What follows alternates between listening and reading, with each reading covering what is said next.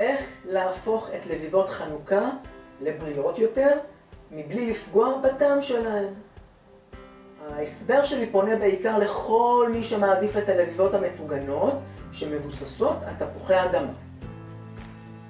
יש אפשרויות בריאות יותר, כדוגמת לביבות אפויות שמבוססות על בטטות, קישואים או ירקות אחרים. אבל אני לא אתייחס עכשיו לחלופות האלו, אני אתייחס רק ללביבות מטוגנות שמבוססות על תפוחי אדמה.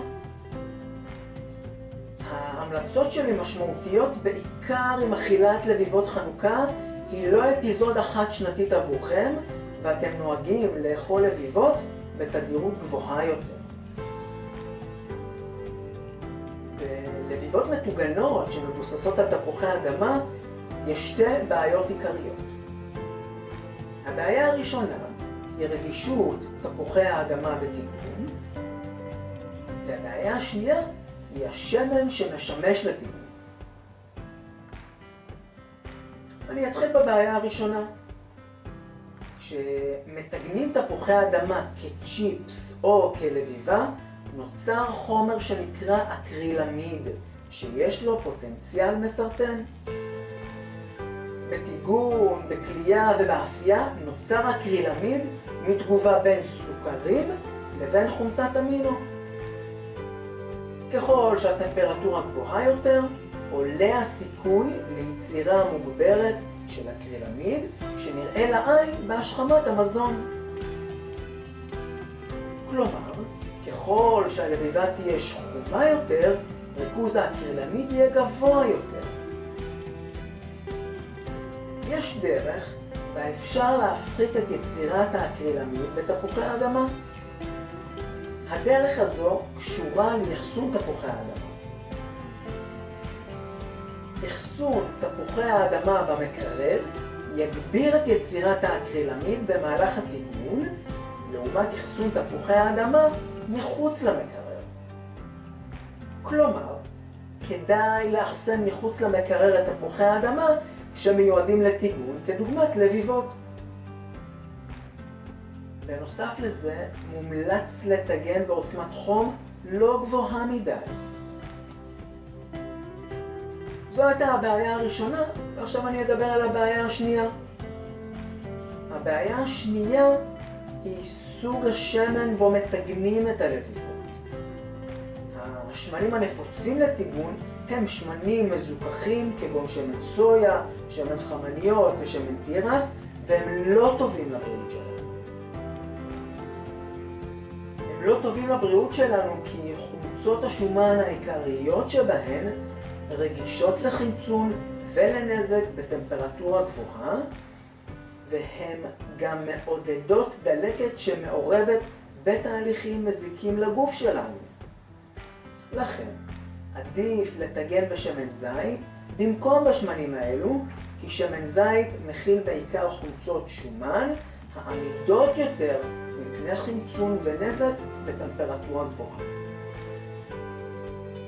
וזה עדיין לא הכל לגבי יתרונות שמן הזית. עדויות מחקריות מראות שצריכת שמן זית קשורה גם להשפעות בריאותיות נוספות, אחרות.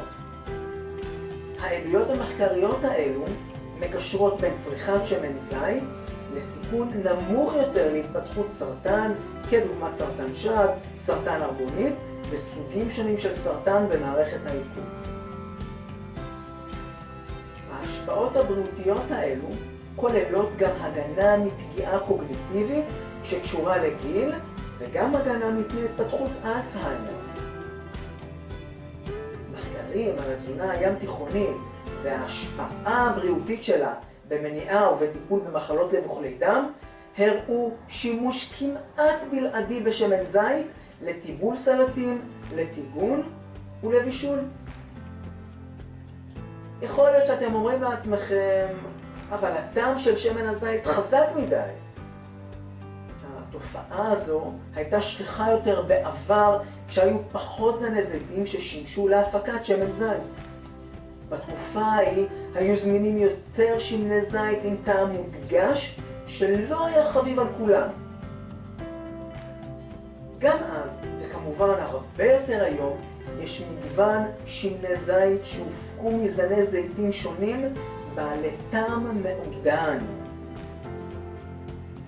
אז אם מגבלת הטעם מנעה מכם במשך שנים לצרוך שמן זית, אתם מוזמנים לנסות שמנים שונים, של יצרנים שונים, ולמצוא את שמן הזית שיתאים לחיך שלכם. לקראת סיום, אני רוצה לתת לכם טיפים חשובים בבחירת שמן הזית. שמן הזית המומלץ הוא שמן זית כתית מעולה עם אחוז חומציות שלא עולה על 0.5%. בקניית שמן זית מעולה, שמן זית כתית מעולה, חשוב לשים לב שבתווית השמן יש סימון תו איכות לשמן זית ישראלי בפיקוח ענף הזית במועצת הצמחים. חשוב לשים לב לסימון הזה כי יש זיופים בייצור שמן זית, ותו האיכות אומר שהיצרן נמצא תחת פיקוח ובקרה.